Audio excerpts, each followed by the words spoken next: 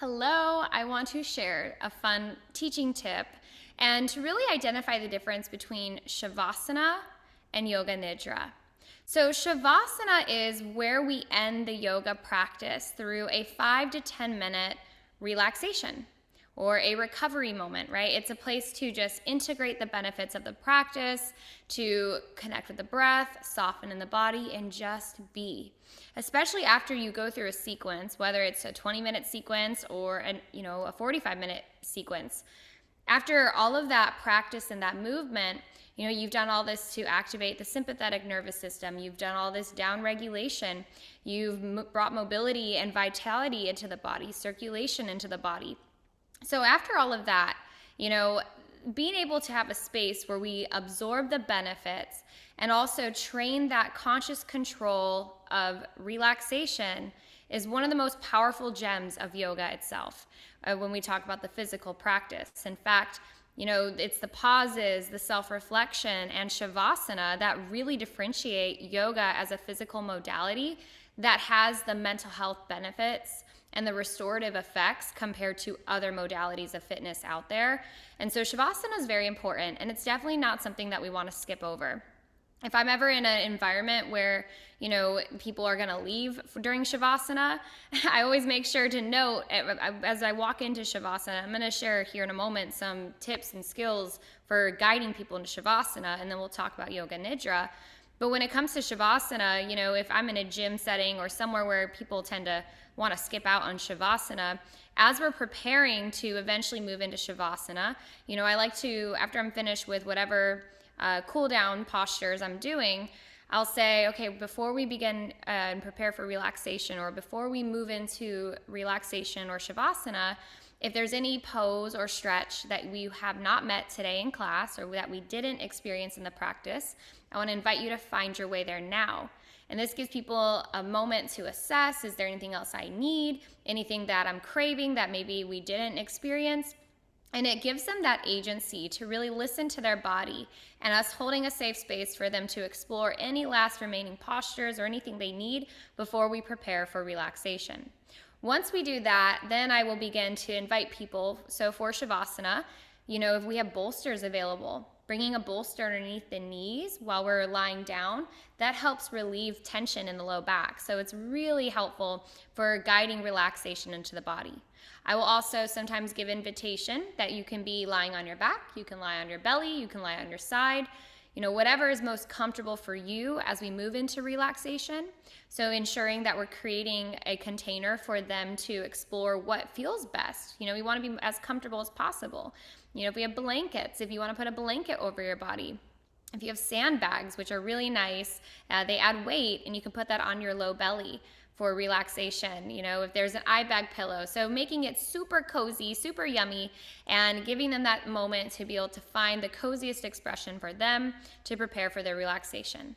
So once they're all snuggled up and we're dropping in, so all the props, everybody's starting to settle, and again, usually at that point, I will also be talking about, the benefits of Shavasana this is where we absorb the benefits of the practice, right? The reason you want to experience Shavasana is it is conscious control of relaxation. It teaches our nervous system how to come back to coherence. It is what neutralizes the body after a practice. And it's where most of the benefits really percolate and are a byproduct from as we integrate what we did for this class. And so sometimes I'll talk about what Shavasana is. I tend to interchange the word Shavasana and relaxation just so people understand. And so being discerning about, the environment you're teaching to make sure they understand what we're going to do. Because being left in stillness and quiet for 5 to 10 minutes may sound horrifying for some people, and we have to be sensitive to that.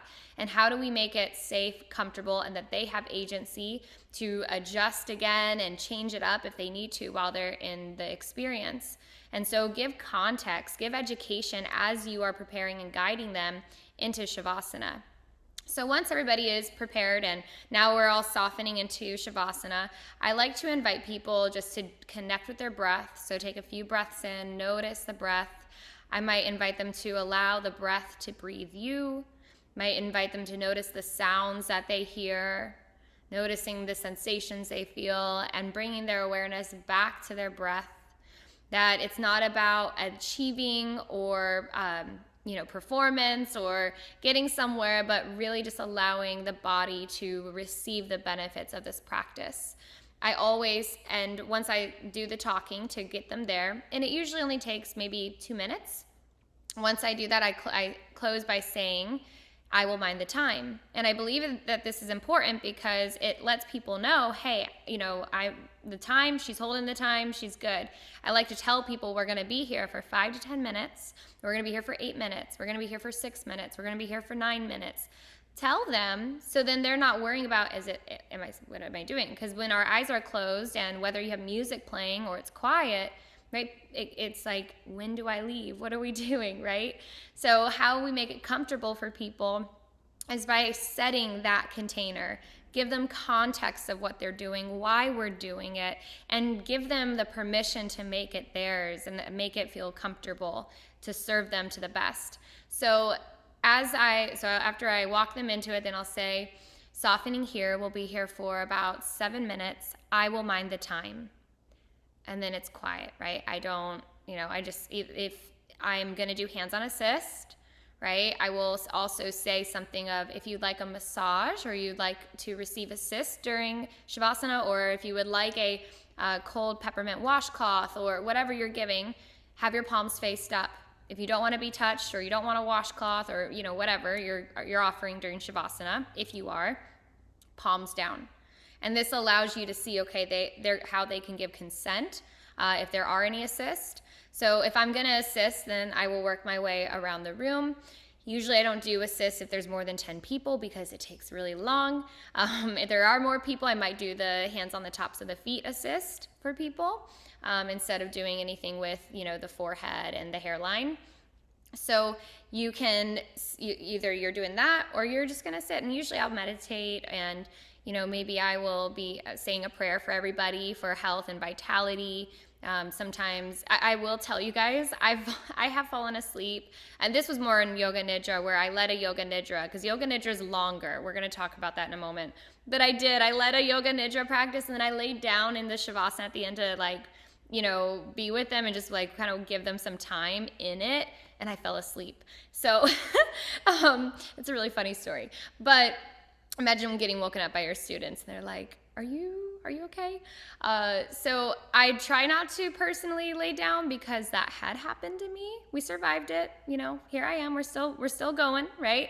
But I do like to sit and just breathe and be present with it. It's tempting to get on your phone. It's tempting to try to find something to do, but it's an opportunity for you as a teacher, maybe just to be and meditate if you're not going to do assist, or to set intention and love and visualize love for these people as they are in this space and having the courage to do this work and showing up for themselves. And so once that time passes, right? So after the 6 minutes, after the 7 minutes, and if we're teaching in an hour, I start to move people into Savasana about 45 minutes into class, like 45 minute in there.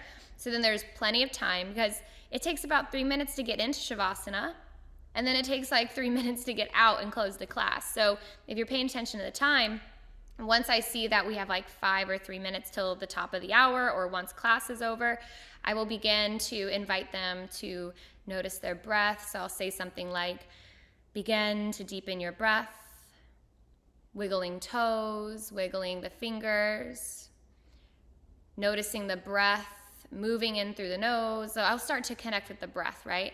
I might even say, notice the sensations in your body, inviting vitality into the body. So saying things of that nature to get them to come back to the present moment. Sometimes people fall asleep, and what I always believe is just let them sleep. And that's a different scenario of what if someone stayed asleep after you close class? Usually as you're making noises, they wake up, right? It's very rare for someone to sleep through everybody leaving the room and all of that. But most people, they start wiggling their fingers, they come back. I'll invite them to bring their knees into their chest, rock side to side, take a big breath in.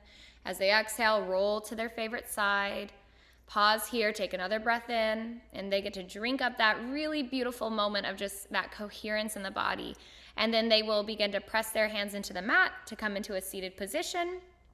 However they find, I'll often say like, however you find your way to a seated position. And then I'll invite them to inhale, sweep their arms up to the sky, bring your palms together, exhale, hands to heart. And when you close the practice, there's many, many different ways to close a practice. And I invite you guys to find what is most creative and cozy for you. You know, I love doing the thumb to the forehead, lips, and heart. You could do lotus mudra. I always end my classes having everybody smile, a little corny, but I love that. I mean, there's so many different things. Maybe you have a specific thing you say, a hand to the heart, a hand to the floor. You can find your signature closure, right? And how you end the practice. But then I will close the practice, right? And then thanking everyone for being there and not to rush. And, you know, if I'm in a studio room, you'll be like, take your time. Thank you so much. And then we start packing up. Now, that's Shavasana. And that's always with the yoga class. Every yoga practice, we have Shavasana at the end. When it comes to Yoga Nidra is another tool, technique, practice that is, within the yoga, yoga toolbox. Yoga Nidra is a 15-minute minimum-ish to hour-long, sometimes even more, of an experience. And it is a systematic process. So there is a script. It is not, sometimes people get confused where they go, oh, I got to give a Yoga Nidra during Shavasana, or Shavasana is Yoga Nidra. They're not the same. You know, Shavasana means corpse pose, right? Or it's corpse. And the reason is what's so powerful is it represents symbolically death and rebirth. That like I now did this practice, I did all this stuff to nourish my body, and now I surrender it. And then as I rise back up, I'm different. I'm in a different state of consciousness. And if you've done yoga, you know that after Shavasana, there's this like snow globe of yummy that you just like are permeating in. Whereas Yoga Nidra, you know, a Nidra is like, it represents the rocks around a fire. So it's supposed to like contain suffering. In fact, when you look at yoga mythology, you'll see that it's very common for within the stories that, you know, the characters or the archetypes would take refuge in Yoga Nidra because it is a process of meditation, but it's a guided process. So you're going through the body to the heart, right? It's really the kosha model. You're following this process. So usually we first do a welcoming, we come into the body, dropping in for relaxation. Oftentimes we suggest people be in a Shavasana, you know, position, right? Or like supine, laying down, or, you know, in a seated meditation. It's a long process. So just getting cozy, maybe it's a restorative pose or supine, just like you would do for Shavasana, but then it's a different process, right? So they get cozy, we get them in their into the relaxing state, and then we start to do a body scan. We start to go through the body. We work with sensation, you work with all the senses, and then you will go into noticing breath work and doing work with the breath, visualizations with the breath, and then it moves into the noticing, the witnesser mind, right? Like noticing, and then it might move into more intention-based or into a process of like repeating different imagery and different guided visualizations, and then it moves into a noticing, the witnesser you.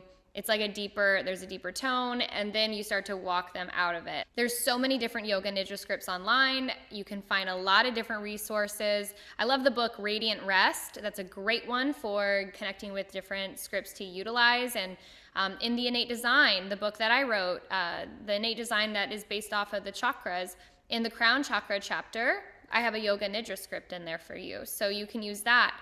But it's a guided process. And after you're finished with it, right, you can close the practice as usual.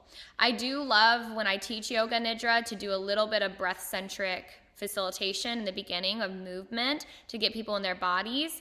But I'll only do that for 10, 15 minutes, and then we spend the rest of the hour in this meditation, in this guided experience. And so Yoga Nidra is a service to deliver in itself. It's its own whole thing, where Shavasana is just like where we're absorbing the benefits of yoga in our yoga practice. But Yoga Nidra is another aspect, another tool that you could deliver. It's a form of meditation. I'd say it's a cousin of Shavasana, not necessarily exactly like Shavasana. So those are things, just two differences. We do teach a whole workshop on Yoga Nidra. We get deep into that in our yoga therapy program.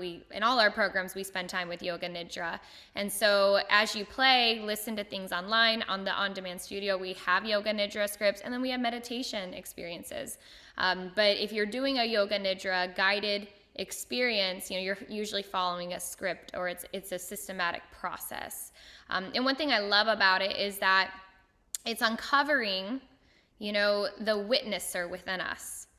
It's so powerful because we're moving through a process. So as a teacher, you're guiding them in all these different things, and their mind doesn't get stuck on this one thing. A body scan, for example, I might go, right thumb, pointer finger, middle finger, ring finger, pinky finger, wrist, palm of the hand, top of the hand, back of the arm, front of the arm, elbow. So as I'm moving through these different body parts, we're just going, I notice, I notice, I notice, I notice, I notice. And we're not getting stuck in one place. So it helps train that witnesser mind and to create a welcoming presence. It also can be very relaxing for the nervous system. So, it depends on how you set the environment. You can be very creative with Yoga Nidra, but I definitely invite you to dive into our Yoga Nidra live workshops that we do, or the Yoga Nidra teachings that we do, or in our teacher trainings, to learn more and then practice the facilitation. But I hope that's helpful. I hope that this brought some clarity and also gives you some tools, practical tools on how to deliver the two. So thank you.